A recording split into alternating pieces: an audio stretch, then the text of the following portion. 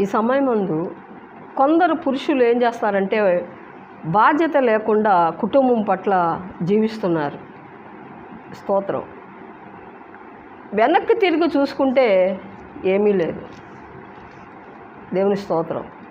కొంతమంది ఏం చేస్తున్నారంటే ఈ వయసుకు నాకు చదువు అవుద్ది, ఈ వయసుకి నాకు